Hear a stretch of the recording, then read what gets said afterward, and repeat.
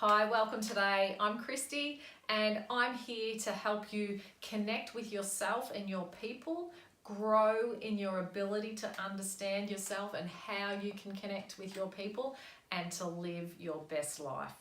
Today, I want to talk about bullying in your workplace because bullying is one of the biggest incidences and biggest reasons that I see conflict in workplaces get out of control, and where you as a leader in your workplace might be experiencing staff going off on stress leave, staff having increased mental health issues that impact your work productivity, or even work cover claims. So you want to avoid all those things. So I've got 3 really clear ways that you can communicate to make sure that you can decrease incidences of bullying in your workplace. So strategy number 1, making clear verbal and visual statements for your staff to understand without any question, beyond any doubt, what it is that you expect of their behaviour and what you will not tolerate. So lots of workplaces have policy and procedures around bullying and harassment, and most staff know that they can go to the internal server and access this policy somewhere, on their computer. It's really important, if you want to infiltrate the culture of your workplace, to have more statements in the face of your staff on a daily basis. So I want you to think about developing up just a 1-page, very clear statement about what bullying is, the impacts that it has on people and why you will not tolerate it, and what in your workplace people can do if they witness or are experiencing bullying, who they can contact or refer to. So making that clear statement as a verbal and then having it plastered around your workplace for your staff to see visually on a daily basis is a really powerful way of impacting your culture, because bullying is in people's mind's eye on a daily basis, rather than in the back of their mind when they know if something might occur, they can look up the internal server and find your policy and procedure.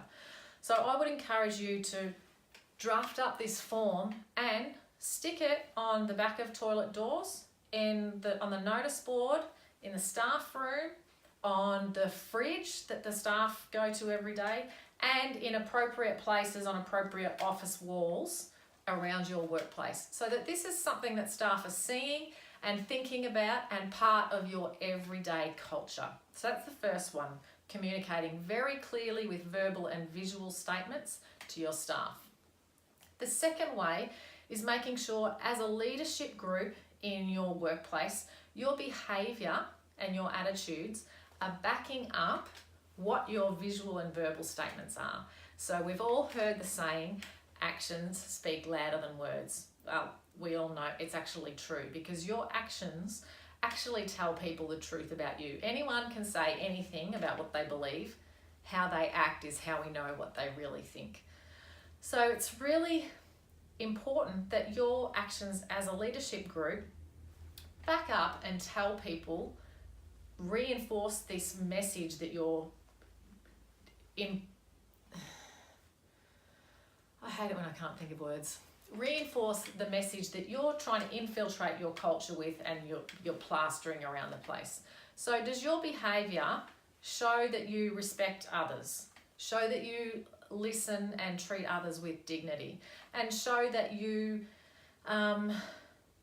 behave in a respectful way, even if you're feeling frustrated or even if someone has done something wrong? It's really important that your staff see that that's how you behave. And it's also important for you to know that I don't expect that every leader is going to behave in an impeccable manner all the time, because we are human, we have bad days, we have times where we do let the pressure get to us, or we are in a bad mood and we make a bad choice about how we interact with someone. That's normal, that's humanity. But as a leader, what you need to take responsibility for doing is being accountable for your actions. So if you fall down in one of these areas where you're making clear statements about we do not tolerate this behaviour, yet you have gotten frustrated and spoken to someone in a very aggressive tone, it's really important that you take responsibility for that and go to that person and say, sorry, or, I've reflected on that. I really didn't do that well. It won't happen again. I'll do it differently next time. I recognise that really didn't work and it made you feel uncomfortable. So making statements like that and taking responsibility for your behaviour, again, is important that your actions are reinforcing those verbal statements around the behaviour that you will and won't tolerate. The third really important thing is that you follow up with claims with people who follow that process that you're putting up on the wall. Do A, B and C if you feel that you're being bullied or if you've witnessed bullying. It's really important that you listen to those people and take those claims seriously and follow up on each and every one of them. So not every claim is going to result in a serious long-term investigation and disciplinary action. That's not going to be required for every claim. But it's important that your staff know that they will be taken seriously and they will be listened to, and it will be followed. Each complaint or issue that they bring to your attention will be followed up in accordance to its merits. And when you're sending that message to your staff, you're again reinforcing, we don't tolerate this and we will follow up. So your staff are seeing that you really don't tolerate it and you will follow up. Now, it sounds like these three modes of communication are simple. I think they are simple, but it's surprising how many workplaces don't really follow through on these things. So they are simple ways that you can go about sending that clear message, but they are really impactful and really powerful. So if you take the time to make a clear policy and some clear statements that you can plaster around the place, ensure that your behaviour as a leadership group is in line with these and that you take responsibility for the times when you might, fall below the bar, and that you follow up with staff who don't behave in accordance with this.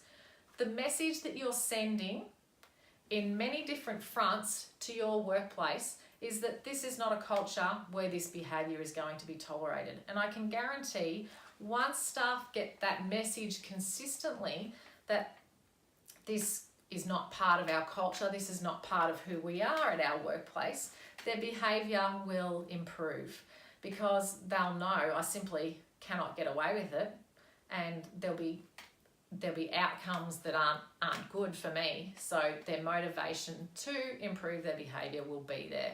So I encourage you to follow through on those really clear ways that you can communicate.